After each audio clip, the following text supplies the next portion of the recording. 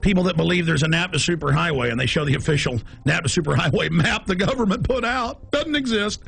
Those that don't want RFID chips being planted with them, and they mix it in then with white supremacists and others, and they say, we want you to understand the terrorist symbols. It's "Don't Tread on Me" flag of the Founding Fathers. You know, the flag of the Founding Fathers, all of it. We're going to go over this. This is amazing.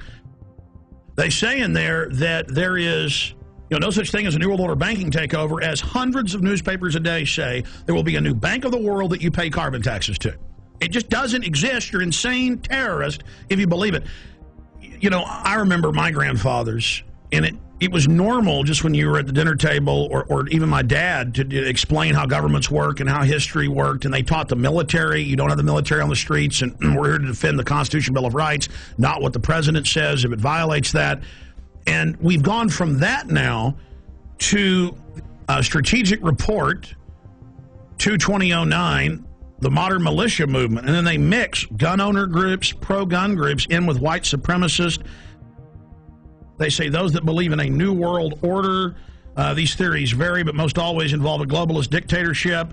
They show, and I'm putting on screen right now, official North American Union SPP maps that have been on CNN of how they're going to have every major highway be an international toll road from Mexico up into the deep north of Canada. And they just say it doesn't exist. These people are insane. I mean, this is a high level of psyop, isn't it, Gerald Celente? Well, that's the way they always do things. They lump them all together, and it's one size fits all. I have a question. Do you believe that the military will fire on its people? They're going to stage riots, and then it's going to look like, oh, they stopped the riots. It's reasonable to set the precedent. Like, oh, we do have FEMA camps for medical care and where you can stay. The troops are here to help at car wrecks. That's how they're rolling it out. And I believe that, I think the way they're going to manipulate the military, I think a lot of them are going to fire on U.S. citizens. Because that's a question we're going to pose in the Trends Journal in the next edition. And I happen to agree with you. They'll stage riots. We always see these people that they call anarchists that always have black, always have dressed in black and have masks on. They've been caught being police sorry, go ahead. No, exactly. I agree with you. And I think that they are going to fire on the people, unfortunately. No, don't shoot me, please! Don't shoot me! I haven't done anything! Don't shoot! In this training manual that's going out to police everywhere in the country, it has a, "Don't Tread on Me" flag. It shows America, freedom to fascism, and the film Zeitgeist in it. We just showed that, and shows it next to the Turner Diaries, which was a white supremacist thing about killing police. So see how they do guilt by association. I mean, this is just off the charts, and this was sent to me by the Missouri Information Analyst Center. A police officer sent it to me. That's where they got it from. And I've seen these in Texas versions and others. It's the same thing, but they're updating it. I mean, how do they say none of this exists and then mix in mainstream things that are happening with white supremacists and tell police that people are dangerous if they're into this? You're watching Police State 4, The Rise of FEMA. I wanted to take a little break out to explain the history of the Police State documentary films. In 1999, in 2000 and 2001, I made the seminal Police State films that were a viral success on the web and on VHS and DVD. Fast forward 8 years later, it's all come true. Not because I have a crystal ball, but because I'm looking at government documents, I'm looking at the facts, I'm looking at their own white papers. If we can expose the FEMA camps and the executive orders and the shadow government, their system will fail. I've made the film, Police State 4. It's now up to you to get it out to everyone you know. And yes, we need your support. We offer and promote the fact that they're free on YouTube, Google, and thousands of other video sites. We put them out for free. But we do ask you to give us the seed money, the support to run our websites, to do the syndicated radio show, and to make future films. So if you want this documentary in the best quality available and to have the expanded extras, please visit Infowars.com and purchase Police State 4, The Rise of FEMA. You can call toll-free, 888-253-3139. You can visit Infowars.com or PrisonPlanet.com. If it hasn't been blocked in your country yet, many have. You can also write to us at InfoWars, P.O. Box 19549, Austin, Texas 78760. PrisonPlanet.tv is a better tool than ever in the info war. Over 6 years of my radio and TV shows, all my films in super high quality, my book, Paul Watson's book, all there, 15 cents a day. Your support of PrisonPlanet.tv empowers the resistance to unlock minds worldwide. The destiny of Police State 4, The Rise of Fema, is in your hands. I'm asking all of you to have public viewings, to make copies, and to give to everyone you know. The power of humanity and the human spirit is unstoppable if you'll simply unleash it, if you'll simply take action and turn it loose. I salute you all.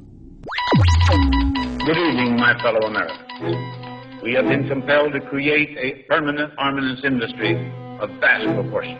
We annually spend on military security alone more than the net income of all United States corporations. We recognize the imperative need for this development, yet we must not fail to comprehend its grave implications. Our toil, resources, and livelihood are all involved. So is the very structure of our society. In the councils of government, we must guard against the acquisition of unwarranted influence, whether sought or unsought, by the military-industrial complex. The potential for the disastrous rise of misplaced power exists and will persist. We must never let the weight of this combination endanger our liberties or democratic processes. Only an alert and knowledgeable citizen can compel the proper meshing of the huge industrial and military machinery of defense, the prospect of domination of the nation's scholars by federal employment, project allocations, and the power of money is ever present and is gravely to be regarded. We must also be alert to the equal and opposite danger that public policy would itself become the captive of a scientific, technological elite. We cannot mortgage the material assets of our grandchildren without risking the loss also of their political and spiritual heritage.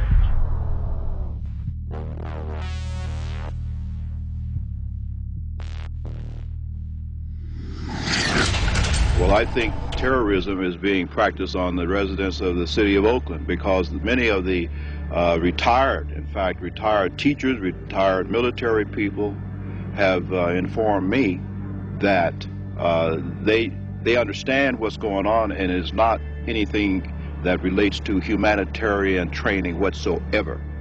This is a psychological, as we in the research community say, this is a psyops. They're preparing people for what is coming, not what is being presented today. So you're saying they're preparing people to accept it with incrementalism? That is correct. Like the old frog example. You know, you put the frog in the water and you just gradually continue to raise the heat on the water until the frog is cooked. And that's the way it works. The problem is that the local people in general, just will not take their heads out of the sand. I'm going to tell everyone I can, listen, we have a serious problem. And it's called a police state. It's called a police state.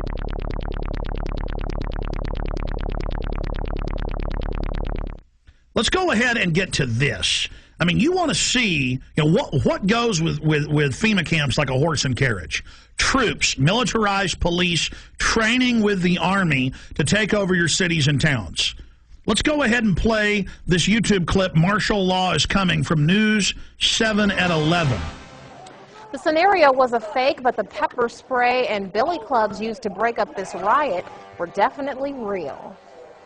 Good evening, I'm Miranda Stevens. Whether it's terrorism, riots, or any major disaster, local agencies will be the first to respond. That's why Roanoke City wants its disaster training to be as real as possible. Jeremy Butterfield has more. It's supposed to look like a riot, and the scene at William Fleming High School had all the elements. I'm one of the rioters that the guard and the police force had to take down and arrest, and did very successfully.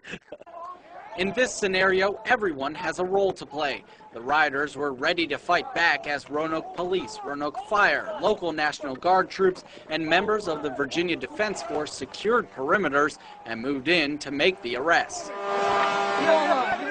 Prior to 9/11, these organizations couldn't communicate and did not work together. They worked to support each other, but not together. And with the recent events of the last 3 to 5 years, we've become very good at working together, which is very important. Of course, these weren't real rioters. The rebels in T-shirts were all members of one of the participating agencies, but you couldn't tell that during the exercise. If you weren't protected by an orange vest signifying you as an observer, you were in danger of being hit by eggs, bottles, billy clubs, or even the occasional well-placed round from a sniper. We try to make this very real, give a real feel to it. We had the fire department provided some live burning out here, so we had smoke, flames, objects being thrown, a lot of chaos. There's going to be a lot of chaos in a civil disturbance situation, and that's what we want to try to incorporate as much as possible. Teamwork plays a major